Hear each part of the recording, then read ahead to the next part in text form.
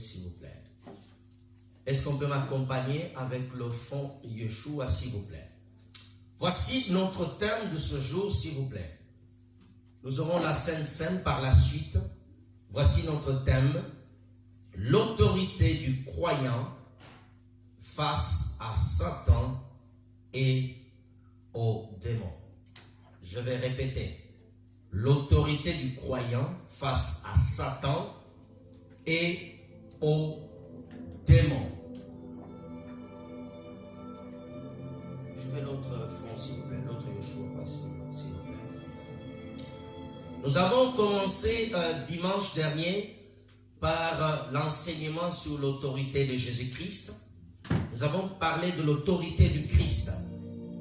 Aujourd'hui, nous allons parler de l'autorité du croyant. Matthieu chapitre 16. Matthieu chapitre 16, s'il vous plaît. Verset 19. Nous lisons la parole de Dieu.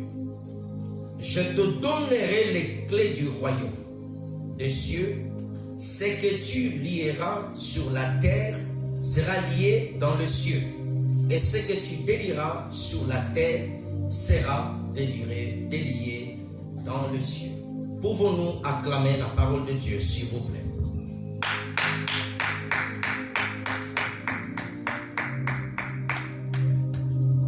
Gloire à Dieu. Que Dieu soit béni. Nous voulons aujourd'hui, par la grâce de Dieu, enseigner sur l'autorité du croyant. Nous avons défini la semaine dernière, l'autorité c'est l'acte de commander, de se faire obéir. Où nous avons montré que Jésus-Christ a l'autorité suprême dans le ciel et sur la terre. Mais aujourd'hui, nous voulons parler de l'autorité déléguée du Seigneur. L'autorité que le Seigneur Jésus-Christ t'a donnée, m'a donnée. Chaque croyant, chaque enfant de Dieu, il a reçu le mandat du Seigneur Jésus-Christ pour diriger, pour s'opposer à l'ennemi.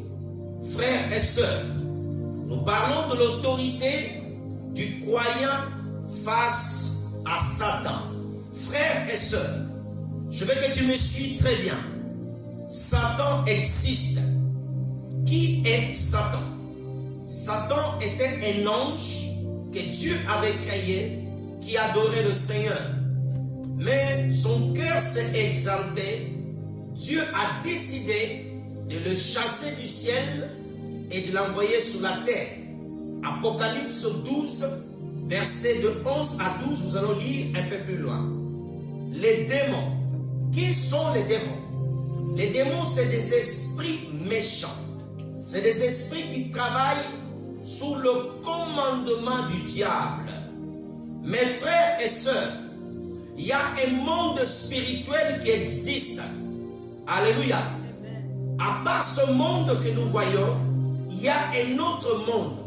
Et ce monde-là, il y a des esprits qui travaillent contre toi et moi, contre les nations, contre les hommes, contre les entreprises, contre toute personne, frères et sœurs. Je ne veux pas que tu ignores. Quand tu viens à l'église, tu ne viens pas que simplement pour écouter que Jésus-Christ sauve, c'est bien. Mais il y a des puissances des ténèbres qui travaillent contre toi et moi, jour et nuit, pour nous détruire, pour nous amener à la destruction, frères et sœurs. Et tu es censé combattre ces puissances. Frères et sœurs, Dieu veut que nous prospérons. Toutes les promesses de la parole de Dieu, c'est que ses enfants prospèrent. Ses enfants vivent dans le bonheur. Ses enfants vivent dans la grâce. Mes frères et sœurs, comment un croyant qui croit en Jésus, il peut être combattu par l'ennemi, il peut être tombé malade, il peut avoir des mauvais songes, il peut avoir des femmes de lui, des esprits impurs qui le combattent. Comment lutter contre cela? Quand je lis ma Bible, frères et sœurs, de la Genèse et l'Apocalypse, on nous montre un Satan qui combat le peuple de Dieu. On nous montre des peuples combat le peuple de Dieu. C'est pour cela, ma soeur, Dieu a prévu que tu ne peux pas vivre ici sur la terre simplement sans puissance. Il y a des puissances de ténèbres qui combattent ta vie, qui combattent des hommes et des femmes. Frères et sœurs, c'est pour cela que tu dois refuser de vivre une foi sans puissance. Tu dois savoir qui est ton adversaire. Tu dois savoir que la vie où nous menons ici sur terre, c'est une vie de combat, c'est une vie de combat, frères et sœurs. Il y a des puissances de ténèbres que nous sommes censés chasser. Il n'y a pas que des sorciers, il n'y a pas que des magiciens. Il y a aussi des puissances célestes qui travaillent que dans le ciel pour commander la terre, pour influencer la terre. C'est pour cela que tu es censé chasser ces puissances. C'est pour cela que le Seigneur t'a donné l'autorité contre Satan et ses démons. Alléluia. Nous avons des croyants qui vivent une vie chrétienne, les choses ne marchent pas, tout est la volonté de Dieu.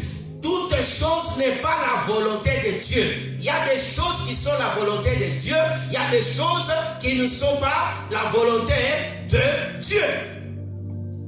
Alléluia. Comment exercer l'autorité? Alléluia. Comment exercer l'autorité du Christ? Comment faire? Comment chasser les démons? Comment sortir des liens? Comment sortir des puissances de ténèbres? Comment tu dois dominer? Mes frères et sœurs, la première chose que tu dois savoir pour vivre la puissance du Christ, on ne chasse pas les démons par sa propre puissance. Aucun homme sur cette terre a la capacité de chasser Satan. Je dis bien, aucun homme, par ses efforts, par ses capacités, peut chasser Satan et les démons. La première chose pour chasser les démons, pour chasser Satan, le premier principe dans le royaume des cieux se trouve dans Marc chapitre 16 du verset 15 à 18. On va le lire. Marc chapitre 16 verset 15 à 18. Premier principe pour chasser les démons. Marc 16, verset 15. Est-ce qu'on peut marquer? Verset 15, on commence verset 15 jusqu'à 18. Nous lisons. Puis il leur dit, allez par tout le monde, prêchez la bonne nouvelle à toute la création. Point. Première chose, le Seigneur envoie sa parole sur la terre, sur tous les humains qui existent sur la terre.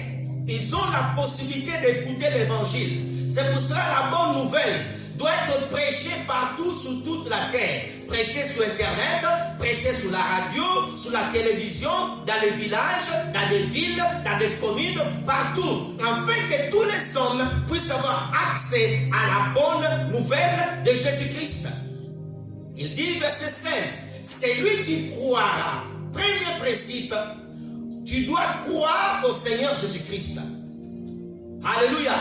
Je ne peux pas t'enseigner comment chasser les démons si tu ne connais pas ce principe du royaume. Alléluia. Il y a une logique dans le royaume de Dieu. Alléluia. Je parlerai un peu plus loin de l'autorité, comment l'exercer, comment faire. Frères et sœurs, c'est lui qui croira, sera baptisé. Première chose, tu dois croire au Seigneur Jésus-Christ. Le Seigneur Jésus-Christ est le seul qui sauve et le seul sauveur. Alléluia. La Bible dit dans Acte 4, verset 12, le salut sur la terre nous a été donné par le nom du Seigneur Jésus-Christ. Quand tu crois au Seigneur Jésus-Christ, tu l'acceptes comme Seigneur et Sauveur, alors tu es sauvé. Alléluia. Tes péchés te sont pardonnés. Alléluia. Jésus-Christ te pardonne. Il y a le deuxième acte qu'il doit faire, c'est passer par le eau du baptême. On te baptise au nom de Jésus-Christ. Une fois que tu es baptisé, et là tu es sauvé. Alléluia. Et lorsque tu es sauvé, suis-moi très bien. Lorsque tu es sauvé, qu'est-ce qui se passe? Dieu t'accorde une portion du Saint-Esprit. Alléluia.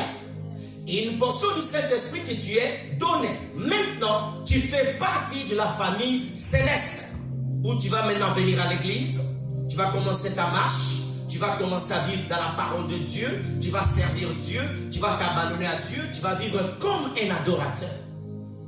La deuxième partie, celui qui ne croira pas sera condamné. Ça ne te concerne pas. Ça concerne les païens. Les gens qui ne croient pas à Jésus-Christ, ils sont condamnés. Toute personne sur cette terre, je le dis bien, qui ne croit pas au Seigneur Jésus-Christ, ils sont condamnés automatiquement. Ils sont condamnés automatiquement. Tu peux croiser quelqu'un, dire qu'il connaît Jésus, mais s'il ne croit pas en Jésus, il est condamné au feu éternel. Alléluia. Aujourd'hui, les gens disent non. Oh, même si tu ne crois pas en Jésus, tu es sauvé. Non. Tout homme, toute personne sur cette terre qui ne croit pas au Seigneur Jésus-Christ, étant que Seigneur et Sauveur, il est condamné. Verset 17. Verset 17, s'il vous plaît. Voici les miracles qui accompagneront ceux qui auront cru en mon nom. Ils chasseront le démon. Première chose que le Seigneur donne aux croyants, la capacité de chasser les démons. Frères et sœurs, ici c'est une promesse générale. Tout croyant en Christ Jésus, tout croyant, lorsqu'il accepte Jésus-Christ, il rentre dans cette promesse. Ça veut dire qu'il a la capacité de chasser les démons. Alléluia, suis-moi très bien. Ça veut dire tout enfant qui croit au Seigneur Jésus-Christ, cette promesse, ça appartient à ta vie. Ils parleront de langues nouvelles. Alléluia. Le parler en langue l'accompagne. Verset 18. S'il vous plaît. Et nous allons évoluer. Ils saisiront les serpents. Ils boiront quelques breuvages mortels. Qui croit que tu peux saisir un serpent, le serpent ne te fait pas de mal? Moi je crois. Regardez-moi. Ma soeur, regardez-moi. Est-ce que tu crois que si tu saisis un serpent, il ne te fera pas de mal? Ah, il n'y a pas d'amen ici. Voyez? Tu crois que tu peux chasser les démons, mais tu ne crois pas que tu peux saisir un serpent. Frères et sœurs, cette promesse s'est accomplie dans la vie d'un homme qui s'appelle l'apôtre Paul. Dans votre maison, allez lire dans Acte 27, lorsque Paul descend du bateau, il veut se réchauffer. On met le feu, il veut se réchauffer. Qu'est-ce qui se passe? Un serpent sort. Vous êtes trop distrait, s'il vous plaît. Arrêtez de vous balader à droite à gauche. Frères et sœurs, le serpent vient pour piquer Paul. Paul saisit le serpent, il le tue, il le jette dans le feu. Cette promesse s'est accomplie dans la vie de Paul. Mais elle s'est accomplie aussi dans la vie de plusieurs personnes. Un de mes pères dans la foi, l'apôtre Alexandre Haïdi Nabal, un des meilleurs amis de Papa Idaoussa. Ils vont avec Papa Idaoussa au Kenya faire une campagne. Et dans cette campagne-là, dans le village, il y avait des sorciers ils avaient un serpent maléfique qu'ils envoyaient aux gens la nuit. Alors ils dorment tous les deux, chacun avait sa tente. Et l'apôtre Alexandre Dinabala dort. La nuit, le serpent mystique vient, il le pique au front, lui prend le serpent et le tue par sa main. Il écrase. Quand ils se lèvent tous la nuit, ils voient le sang, on dit, on l'amène à l'hôpital. Il cite ce passage. Il dit, vous saisirez les serpents. Il dit, je ne peux pas aller à l'hôpital. Ce passage doit s'accomplir dans ma vie. Il a dormi, il est bien. Et le matin, il s'est levé, il n'avait rien. Alléluia. Frères et sœurs, l'autorité du croyant face à Satan. Rentrons maintenant dans le vif du sujet. Frères et sœurs, nous avons cette promesse dans nos vies. Qui a déjà chassé les démons dans sa vie?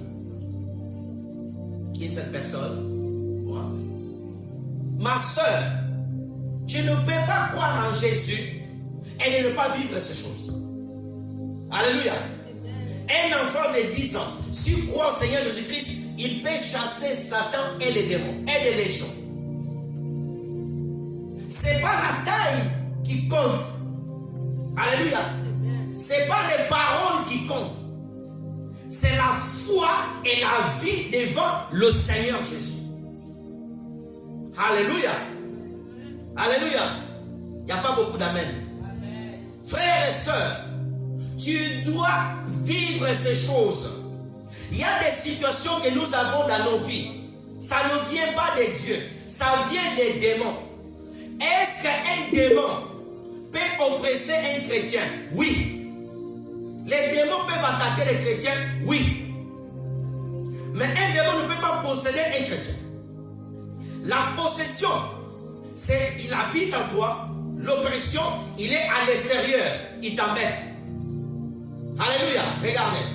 Frères et sœurs, regarde. Ça, c'est le chrétien. Il est dans la bouteille. Le démon, il ne peut pas habiter dans la bouteille. Pourquoi? Il y a la nouvelle naissance, il y a le Saint-Esprit en toi. Mais il vient, regarde-moi bien. Ça, c'est le démon. Il vient te toquer ici, t'embêter. Mais il ne peut pas rentrer. Mais il peut t'embêter. Il peut venir t'embêter. Oui, ma soeur, les démons existent. Les puissances des ténèbres travaillent. Ils travaillent la journée. Il y a des démons qui travaillent que le jour. Il y a des démons qui travaillent que la nuit. Il y a les démons qui viennent même causer trouble à l'église. Les esprits des eaux, les esprits des sirènes, tous ces esprits-là. Tu vois même à l'église, pendant les prédications, si tu sens que tu dors souvent pendant les prédications, ce n'est pas bon. Ce n'est pas le pasteur qui n'a pas l'onction. Il y a une onction que le pasteur a, il y a aussi une onction que toi tu as. Alléluia. Il y a le fait que tu portes, il y a le fait aussi de l'autel. Alléluia. L'autorité du croyant face aux démons. Ma soeur, il n'y a pas que des prières tout le temps. I love you, Jesus. Non. Il y a des prières au nom de Jésus. Je chasse les démons. Ça existe dans la Bible. Alléluia. Il n'y a pas que des prières où tu parles. Non. Il y a des moments chasse. Satan, on le chasse. On leur donne de partir. Alléluia. Tu ne peux pas tout le temps prier. Tu vois que les choses, tu as des oppressions. Tu es tout le temps malade. Tu as tout le temps le même problème. Mais tu ne te lèves pas dans la prière. Non. Alléluia. Tu as reçu l'autorité. Tu as reçu le pouvoir. Tu as reçu quelque chose. Le Seigneur Jésus-Christ a donné le pouvoir à tous les croyants. Tous les croyants. Est-ce que tu crois que tu as reçu le pouvoir? Les disciples, les 70 disciples que le Seigneur Jésus-Christ a envoyés, il les a donné le pouvoir. Prenons Luc chapitre 10 rapidement. Luc chapitre 10 s'il vous plaît.